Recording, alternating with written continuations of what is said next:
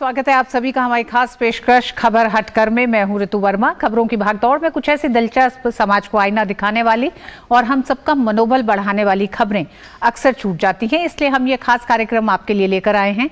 तो चलिए तैयार हो जाइए अगले आधे घंटे तक लीक से हटकर कुछ ऐसी ही खबरें देखने के लिए। शुरुआत करते हैं हेडलाइन से। कर्नाटक के दिव्यांग कलाकार किरण शेरखाने ने शारीरिक बाधाओं को पीछे छोड़ लिखी हौसले की कहानी। किरण ने अपनी कला के बल पर देश विदेश में बनाई पहचान।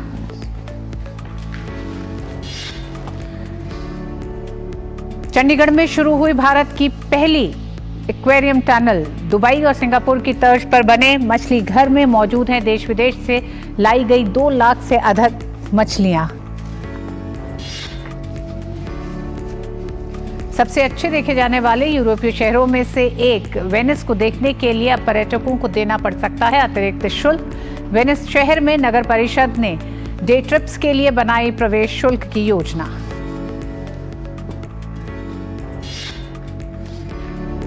विमेन प्रीमियर लीग में दिखेगा कश्मीरी क्रिकेटर का जलवा। गुजरात के लिए खेलेंगी अनंतनाग की पहली महिला क्रिकेट खिलाड़ी रूबिया सईद।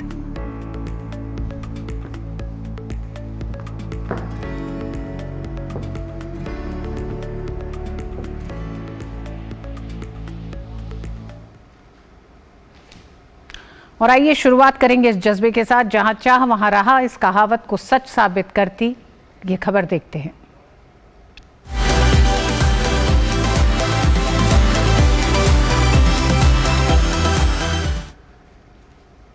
व्यक्ति के हौसले के आगे हर चुनौती हारती है। इस बात को एक दिव्यांग कलाकार ने अपनी प्रतिभा से साबित किया है। कर्नाटक के हुबली के रहने वाले किरण शेरखाने ने की कलाकृति को दिल्ली में आयोजित 63 कलाकारों की कला प्रदर्शनी में शामिल किया गया। उनकी कलाकृति प्रकृति को सहेजने की प्रेरणा देती है। किरण शेरखाने से बातचीत की हमारी संवाददाता रजनी सेन ने।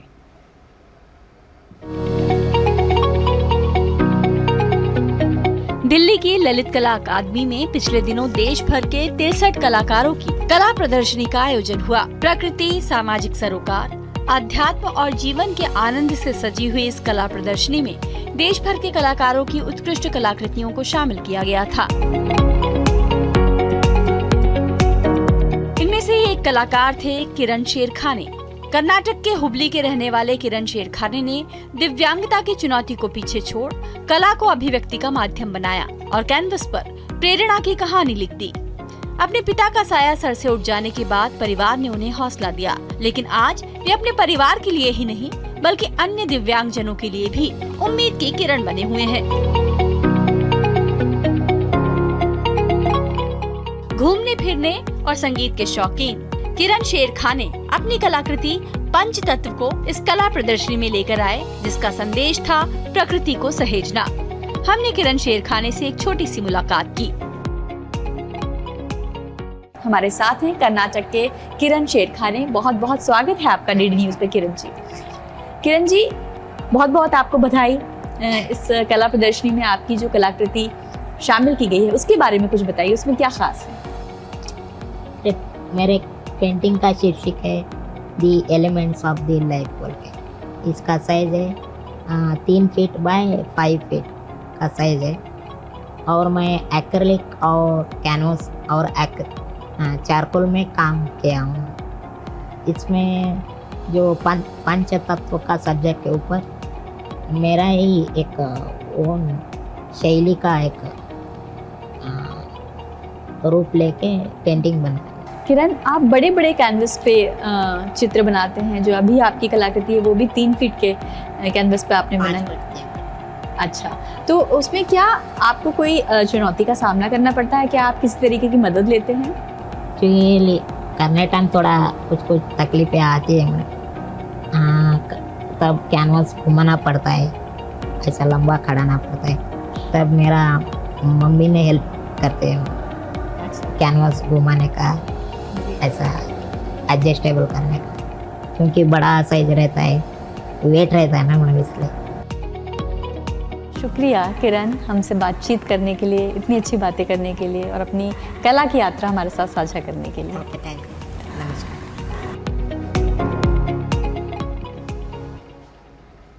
और आइए अब वक्त है बदलती हुई तस्वीर देखने का।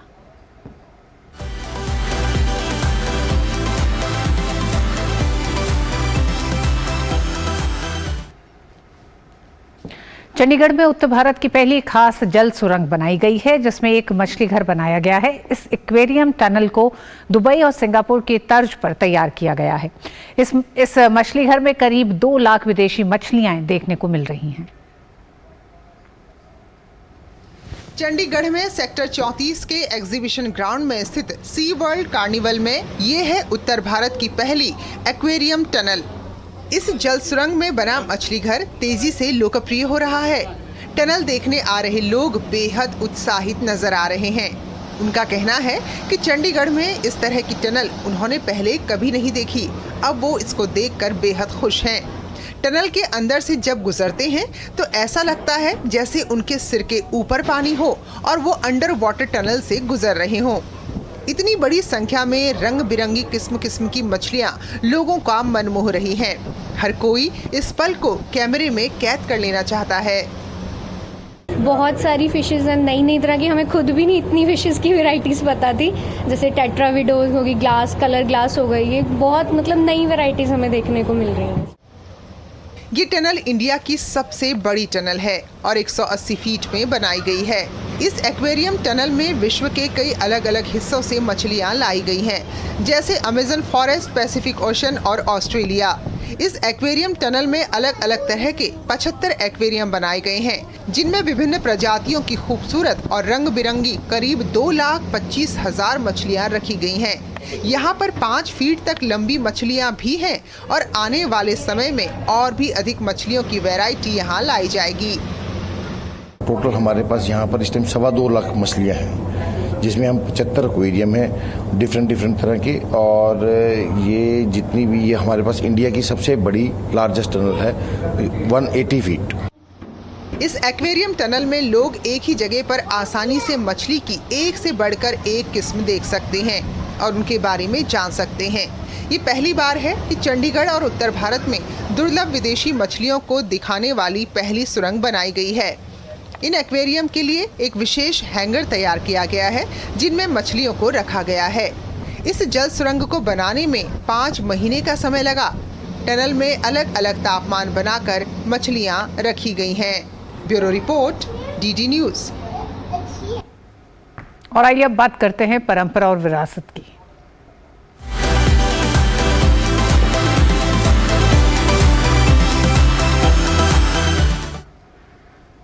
भारत मंडपम में G20 शिखर सम्मेलन के आयोजन स्थल पर संस्कृति मंत्रालय ने G20 सदस्यों और आमंत्रित देशों की साझा विरासत का प्रतिनिधित्व करने के लिए संस्कृति गलियारे G20 डिजिटल संग्रहालय की संकल्पना की।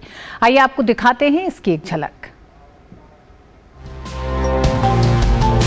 ये सांस्कृतिक गलियारा G20 डिजिटल संग्रहालय, जिसमें इस वक्त जो G20 के सदस्य देश हैं और जो आमंत्रित देश हैं उनकी सांस्कृतिक विरासत को प्रदर्शित किया गया है। जी हाँ, ये कल्चर कॉरिडोर, ये सांस्कृतिक गलियारा कहीं ना कहीं वैश्विक विरासत का एक जश्न मनाता हुआ नजर आता है। आइए आपको कराते हैं इस सांस्कृतिक गलियारे की एक सैर।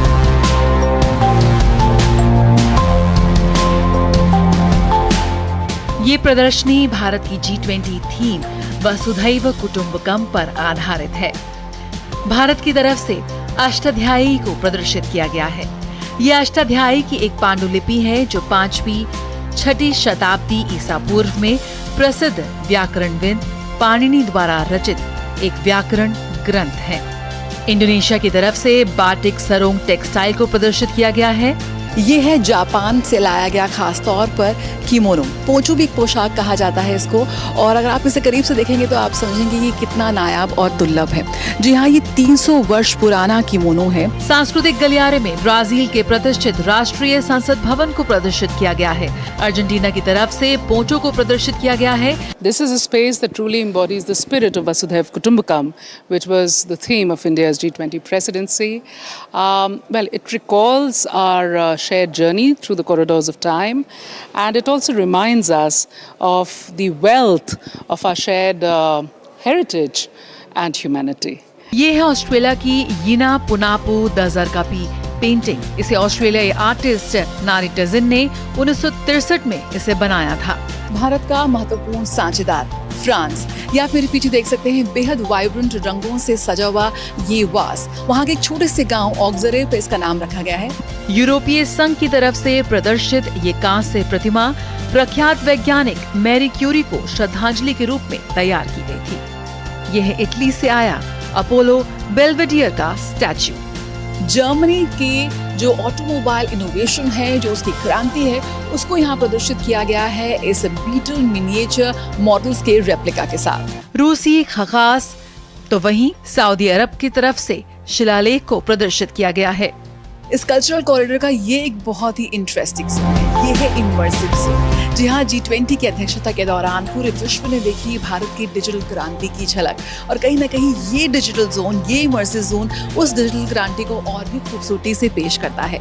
बांग्लादेश की आजादी में महत्वपूर्ण योगदान देने वाले शेख मुजीबुर रहमान, जी हाँ, इन्हें बांग्लादेश का संस्थापक भी कहा जाता है। दक्षिण अफ्रीका की ओर से आदि मानव अफ्रीकनस की खोपड़ी, तुर्की के गोबे कलाइटपे स्टेल, ब्रिटेन के मैग्ना कार्टा संधि के संपूर्ण मूल दस्तावेज की रंगीन फोटो प्रति, अमेरिका की ओर से टायरनी ऑफ मिरर्स, मिस्र के प्राचीन राजा तूतनखामून का स्वर्ण मुखौटा और आसन, स्पेन के हाथ के पंखे डिजाइनर एयर तथा संयुक्त अरब अमीरात की ओर से घोड़े की सोने की लगाम को प्रदर्शित किया गया है। G20 समिट तो खत्म हो चुका है, लेकिन इस सांस्कृतिक गलियारे में आपको G20 सदस्य देशों और आमंत्रित देशों की सांस्कृतिक धरोहर, उनके लोकतंत्र से जुड़ी बेहद दुर्लभ चीजों को यहाँ पे प्रदर्शित किया गया है G20 डिजिटल संग्रहालय में, फिजिकल और डिजिटल फॉर्मेट में। जी हाँ, सही मायनों में वैश्विक विरासत का एक बेहद अनूठा संगम है जो इस वक्त हम इस सांस्कृतिक गलियारे में देख सकते हैं। कैमरा पर्सन गौरव के साथ जया सिन्हा, DD न्यूज, दिल्ली। और वक्त एक छोटे से ब्रेक का। दादू, आप मुझे लेने क्यों नहीं आए? बेटा, दादू की तबीयत खराब है, उन्हें तेज बुखार, सर दर्द और उल्टियाँ भी हो रही हैं। बच्चों, मलेरिया एक खतरनाक बीमारी है जो मादा एनोफिलीज मच्छर के काटने से होती है। ठंड के साथ कंपकपी, तेज बुखार, सर दर्द, उल्टी इत्यादि। अगर किसी को भी ये लक्षण हो तो जांच व उपचार कराना चाहिए। हमें तुरंत स्वास्थ्य केंद्र जाना चाहिए। मलेरिया के लक्षण हो तो सरकारी स्वास्थ्य केंद्र में जाकर मुफ्त में जांच और संपूर्ण उपचार करवाएं। ये दृढ़ संकल्प हमारा है। भारत को मलेरिया मुक्त बनाना है। शेयर मार्केट में इन्वेस्ट करें, गारंटीड रिटर्न से लाखों कमाएं। ये लिमिटेड ऑफर सिर्फ आपके लिए। नागिन की आंख में कैमरा फिट होता है। तुम भी क्या बकवास में यकीन करती हो? आप भी तो वही कर रहे हो पापा। शेयर मार्केट में कोई गारंटीड रिटर्न्स का वादा नहीं कर सकता। ऐसा कोई मैसेज, मेल या एड दिखे तो समझिए गलत है। ऐसे स्कीम निवेशक के साथ धोखा है और कानूनन अपराध भी। कितनी बार तो समझाया आपको। समझकर इन्वेस्ट कर। और बात करते हैं ज्ञान और विज्ञान की, जिनका हमसे गहरा ताल्लुक है।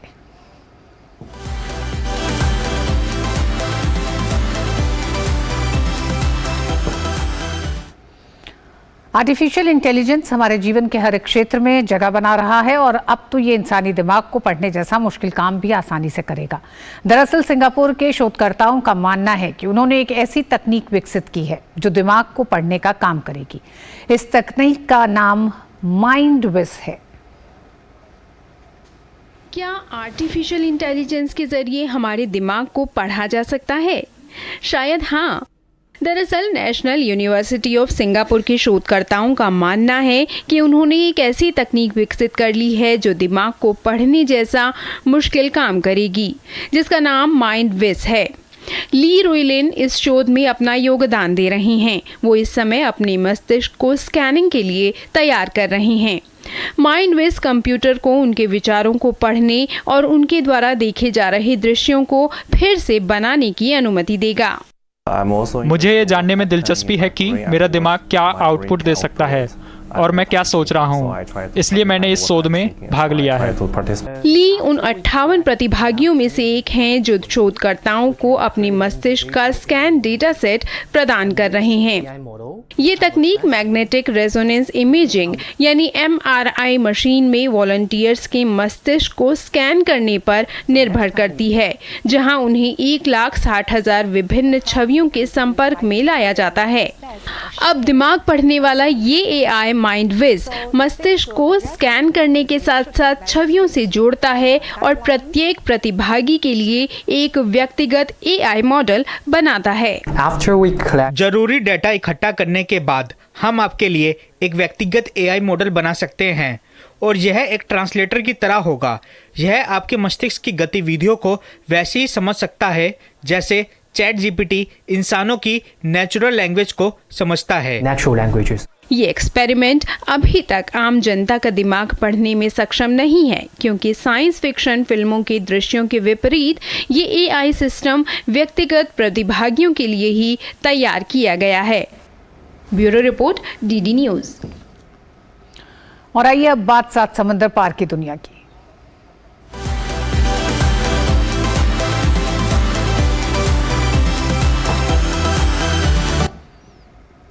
इटली के वेनिस शहर में आगंतुकों से जल्द ही 5 यूरो का प्रवेश शुल्क लिया जाएगा। ये शहर ऐतिहासिक नहरों, राजसी चर्चों और स्मारकीय संग्रहालयों के लिए प्रसिद्ध है, जिसकी वजह से यहाँ काफी बड़ी संख्या में पर्यटक पहुंचते हैं।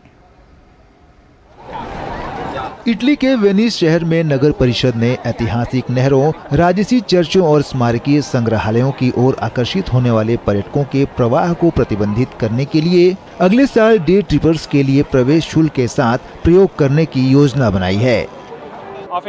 मुझे लगता है कि ये काफी उचित है। शहर को वैसे ही बनाए रखने में बहुत खर्च होता है। शहर में इतिहास को बनाए रखना है, इसलिए ऐसा करने के लिए थोड़ा सा भुगतान करना मुझे लगता है कि ये वास्तव में महत्वपूर्ण है। शुल्क अगले वर्ष 30 दिनों के लिए परीक्षण के आधार पर लागू किया जाएगा। मुख्य रूप से बैंक की छुट्टियों और गर्मियों के सप्ताहांत पर ध्यान केंद्रित किया जाएगा, जब पर्यटकों की संख्या अपने चरम पर होती है। 14 वर्ष से अधिक आयु के सभी आगंतुकों को इसका भुगतान करना होगा। मैं पूरी तरह से सहमत हूँ, लेकिन 5 यूरो पर्याप्त नहीं है। मैं प्रतिदिन 50 यूरो का शुल्क लूंगी, क्योंकि वेनिस अब पर्यटकों की इतनी संख्या का सामना करने में सक्षम नहीं है। यह एक सामान्य शहर नहीं है। हम नहीं है अब इन दैनिक पर्यटकों का स्वागत करने में सक्षम, जो कि दिन के अंत में बहुत सारा कचरा छोड़ देते हैं, और कचरे का भुगतान कौन करता है? इसलिए 5 यूरो नहीं बल्कि 50। योजना की सटीक तारीखों और इसे कैसे चलाया जाएगा, इस पर अंतिम परिषद की मंजूरी के बाद सहमति होगी, जो अगले सप्ताह होने की उम्मीद है। वेनिस लंबे समय से नहरों के शहर में पर्यटकों की भारी भीड़ से जूझ रहा है, और जुलाई में यूनेस्को के विशेषज्ञों ने सिफारिश की कि वेनिस और उसके लैगून को खतरे में विश्व विरासत की सूची में जोड़ा जाए, ये दावा करते हुए कि इटली इस ऐतिहासिक और सांस्कृतिक शहर की रक्षा के लिए पर्याप्त प्रयास नहीं कर रहा है। Bureau report, DD news. और खेल खेल में क्या कुछ खास है, आइए देखते हैं।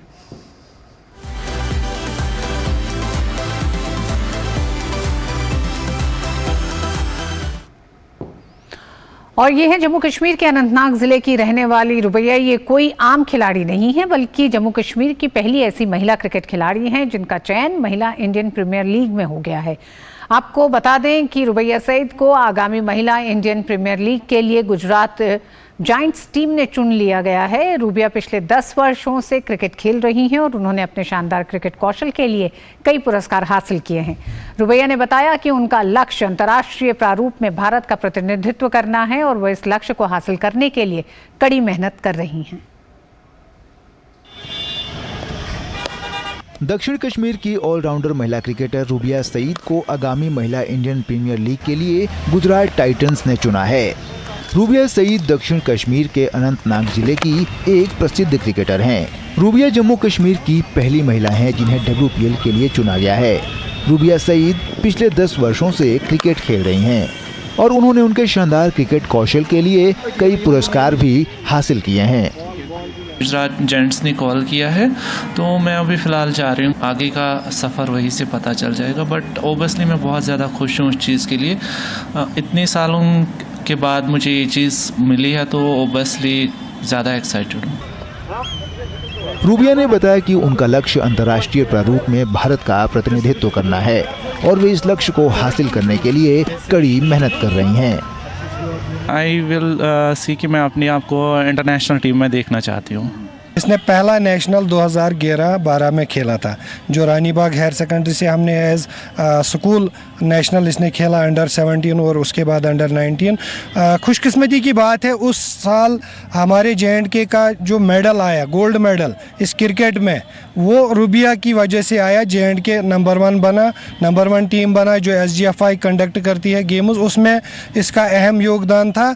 ऑलराउंड परफॉर्मेंस थी और ये धीरे धीरे बढ़ती गई अपने मैदान में। रूबिया एक ऑलराउंडर हैं जो दाएं हाथ से बल्लेबाजी और दाएं हाथ से मध्यम गति की गेंदबाजी करती हैं। पिछले 10 वर्षों से जम्मू कश्मीर क्रिकेट एसोसिएशन का प्रतिनिधित्व करती हैं। रूबिया रणजी ट्रॉफी और सीनियर महिला T20 भी खेल चुकी हैं। Bureau report, DD news. और आइए अब बात बाइस्कोप की।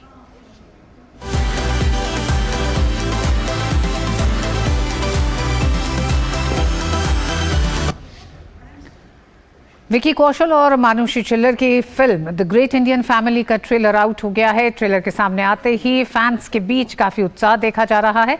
फिल्म का 22 सितंबर को सिनेमाघरों में रिलीज होना है। फिल्म में विकी कौशल ने बलरामपुर के पुश्तैनी पंडित का किरदार निभाया है। इसमें यशपाल शर्मा, मनोज पावा और कुमुद मिश्रा भी अहम रोल निभा रहे हैं। फिल्म का निर्देशन विजय कृष्णा आचार्य ने किया है। क्या फर्क है कल वाले हम में और आज वाले हम में?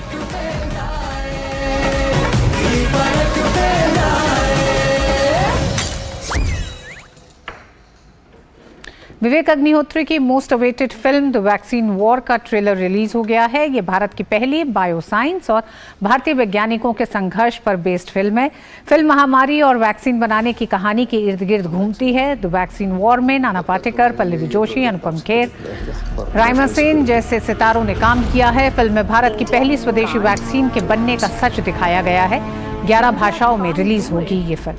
ये नैरेटिव कौन बना रहे हैं एंड व्हाई? हमें ये लड़ाई नहीं लड़नी, हमारी लड़ाई वायरस के साथ।